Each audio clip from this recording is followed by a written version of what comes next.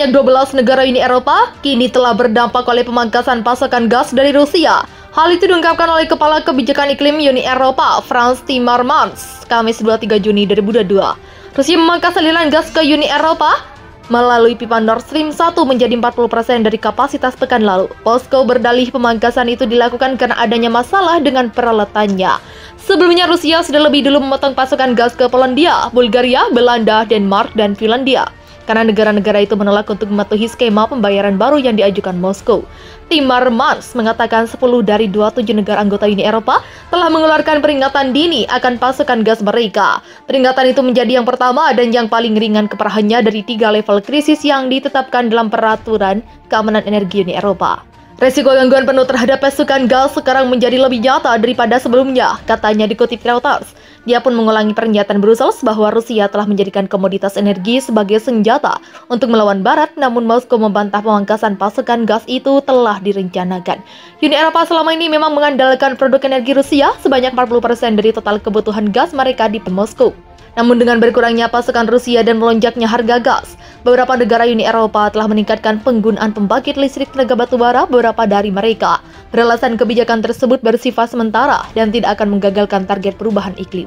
Jerman bakal memasuki fase kedua darurat siaga gas pada Kamis ini. Menurut sejumlah sumber kepada Reuters, kekuatan ekonomi nomor 1 Eropa itu telah menjalankan tahap pertama dari rencana daruratnya tersebut sejak Maret. Negara-negara Uni Eropa harus memiliki rencana untuk mengelola 3 tingkat krisis pasokan gas mereka. Ketiga tingkatan itu dari yang teringan sampai yang paling parah adalah peringatan dini, waspada, dan keadaan darurat. Tahap peringatan dini berfokus pada pemantauan persediaan gas. Sementara pada level waspada, otoritas energi di negara terdampak dapat menaikkan harga gas kepada konsumen sembari berusaha menurunkan permintaan. Adapun pada tingkat darurat, pemerintah bisa memaksa kalangan industri untuk membatasi aktivitas demi menghemat gas. Pemangkasan pasukan oleh Rusia telah menimbulkan kekhawatiran bahwa Eropa harus berjuang keras untuk mengisi penyimpanan gas yang sekarang berada di level 55% mereka. Mereka harus mencari cara agar gas yang tersedia cukup untuk mengatasi guncangan pasokan lebih lanjut selama puncak musim dingin kelak. Uni Eropa bulan lalu menyetujui undang-undang darurat yang mengharuskan negara-negara untuk mengisi penyimpanan gas mereka pada level 80% pada 1 November tahun ini. Badan Energi Internasional memperingatkan bahwa Rusia berpotensi menghentikan pasokan gas ke Eropa sepenuhnya karena berusaha untuk meningkatkan pengaruh politiknya selama krisis Ukraina. Oleh sebab itu, Eropa disebut harus bersiap dari sekarang. Saya tidak akan mengesampingkan Rusia terus menemukan masalah yang berbeda di sana-sini dan terus mencari alasan untuk lebih mengurangi pengiriman gas ke Eropa dan bahkan mungkin menghentikannya sepenuhnya, ujar Direktur Eksekutif IEA, Fatih Birol, dalam sebuah pernyataan pada Rabu 22 Juni. Inilah alasan mengapa Eropa membutuhkan rencana darurat.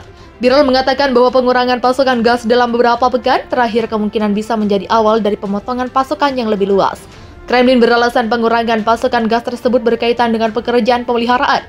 Namun Birol meyakini bahwa pemotongan pasokan tersebut diarahkan untuk menghindari penyimpanan pengisian Eropa dan meningkatkan pengaruh Rusia di bulan-bulan musim dingin. Eropa harus siap jika gas Rusia benar-benar terputus. Katanya dalam sebuah wawancara dengan Financial Times, semakin dekat kita datang ke musim dingin, semakin kita memahami niat Rusia. Sementara itu, negara-negara Uni Eropa berlomba-lomba untuk mengisi ulang tempat penyimpanan gas mereka. Negara-negara anggota juga telah bekerja untuk mengurangi ketergantungan mereka pada bahan bakar fosil Rusia dengan mengambil gas dari negara lain termasuk Amerika Serikat. Mereka juga mempercepat peralihan ke energi terbarukan. Namun para pejabat telah mengakui bahwa perlombaan untuk menghapus minyak dan gas Rusia secara bertahap berarti membakar lebih banyak batu bara dan menjaga pembangkit nuklir tetap berjalan. Birol mengatakan langkah-langkah darurat yang diambil oleh pemerintah Eropa untuk mengurangi permintaan energi mungkin tidak berjalan cukup jauh. Oleh sebab itu, ia mendesak negara-negara untuk bekerja dalam melestarikan pasokan energi. Saya percaya akan ada langkah-langkah permintaan yang lebih banyak dan lebih dalam saat musim dingin mendekat. Jelasnya, ia menambahkan bahwa pasokan gas mungkin perlu dijata apabila Rusia berencana terus mengurangi ekspor gas. Sebagai informasi, Moskow telah mengurangi atau bahkan memotong pengiriman gas ke beberapa negara Uni Eropa dalam beberapa pekan terakhir. Pasokan gas Rusia ke Eropa yang diterima melalui pipa Nord Stream 1 yang mengalir di bawah Laut Baltik ke Jerman telah turun. Duta Besar Ceko untuk Keamanan Energi Václav Bartuska pada hari Senin 20 Juni telah berjanji untuk melakukan segala daya untuk menghasilkan panas dan listrik jika pasokan gas menipis musim dingin ini. Kami pada dasarnya memiliki pengulangan kejutan insiden minyak tahun 1973 jika ada pemadaman gas musim dingin ini. Kami akan membakar apapun yang kami bisa untuk menjaga rakyat kami tetap hangat dan untuk menghasilkan listrik. Kata Bartuska kepada wartawan yang berbasis di Brussels seperti dikutip oleh Russia Today. Bartuska menuturkan masih mungkin untuk menyediakan gas bagi Uni Eropa apabila negara-negara Eropa bersedia segera menandatangani kontrak jangka panjang. Dengan pemasok LNG, sebuah kontrak yang enggan Komisi Eropa tandatangi, namun Bartuska menilai situasinya telah berubah. Anda tidak akan mendengar itu dari komisaris setahun lalu atau setengah tahun lalu, atau 4 bulan lalu. Ada pemahaman yang jelas di pihak mereka bahwa negara-negara anggota perlu bertahan. Pemerintah perlu bertahan di musim dingin, ujarnya. Dikutip dari Russia Today, Bartuska menambahkan selama kepresidenan negara di Uni Eropa, tujuan utama blok tersebut adalah untuk mengisi fasilitas penyimpanan gas dengan persediaan yang cukup menjelang musim dingin.